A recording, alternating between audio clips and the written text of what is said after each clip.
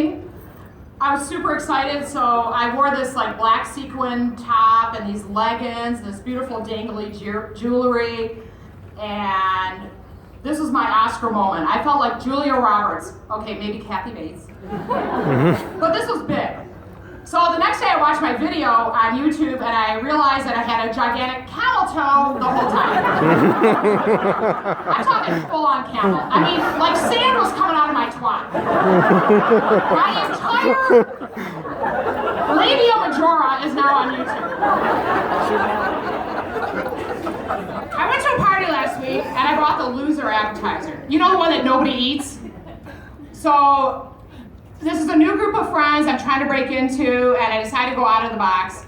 I set my warm dip down and put the crackers around it, and everyone's eating the Jell-O, the shrimp salad, and that stupid cheese ball that has to be at every party.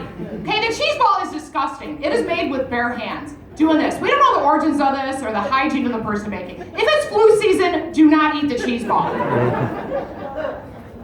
I notice all the crackers have gone from my dip, but it's just kind of sitting there the whole night. And one guy's kind of like poking at it with a knife. He's like, what the fuck is this? So this was almost as embarrassing as the camel toe. And I bring it home, I break the news to my dogs if they're adopted, and then I give them the Reuben dip. And it was fine. So both my kids have fake IDs.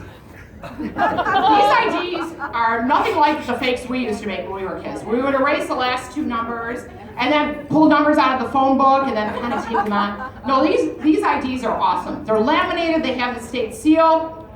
Okay, my son Ben is now Hussein Hoffmann. He's on a no-fly list, but he's partying. And don't judge me, because it's a lot of, the kids can buy for me now.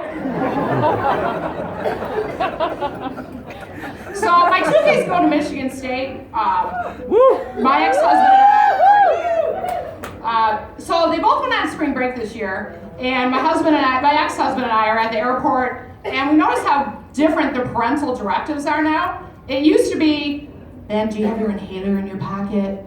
Annalise, do you have your little snack? And now it's, okay, do you guys know you have to have food in your stomach when you drink? Do you both have your birth control? And God, if you're arrested, you've got to lawyer up. I watched Making a Murderer. So speaking of flying, my kids and I are at the airport and we're waiting to board a flight when we are told there's a mechanical problem with the airplane.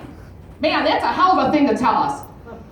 So we're never told what the mechanical problem is. Are we talking like a curtain that won't close on first class or a seat that won't go in the upright position? Are we down an engine? Nobody asked any questions, and now we're allowed to board the plane, and the problem's been fixed, but again, I was just like, okay, let's board. We still don't know what's going on. One thing that chaps my ass about flying is why do they start the drink cart at the front of the cabin? Those of us in the back, we have free access to the bathroom. But no, they start at the front, they water about 3 rows, and then inevitably somebody has to go to the bathroom. They don't just move that cart, okay?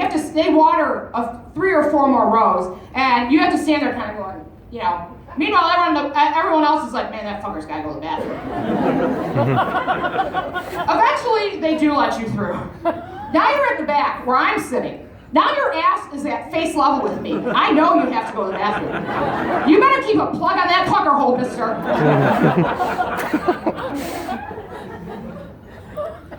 I love to sleep. Anyone who knows me knows I love to sleep. I've been freaking tired my entire life. My parents always said I was the best baby. I thought this was because I was cute and entertaining. No, it's because I slept. Wow, okay, so you didn't have to really pay attention to me. And they're like, no, not really. So when the alarm clock goes off, first thing I do is go, shit, are you kidding me again? And then I literally go through the 5 stages of grief by Kubler-Ross. It takes me several minutes to accept the fact that I'm alive and I have to participate again. Now, my ex-husband was completely different. He would jump out of bed, first alarm, like he was in a Rodgers and Hammerstein musical. He'd be standing there in his whitey tighties with his t-shirt tucked in because his kidneys got cold. And meanwhile, I'm just like smashing on that snooze button. When I was married, I had an affair with sleep. I would sneak it, I was ashamed of it, and it consumed me. If my ex-husband had to run to Home Depot, that gave me 30 minutes of shut-eye. Oh yeah. I would climb in that bed, I'd be like, hello, lover. I'm so glad you're giving away in the afternoon. Feels so good. Now I'm divorced, and I live full-time with my secret lover. Now all the allure's gone. We only do it at night. I'm always flat on my back.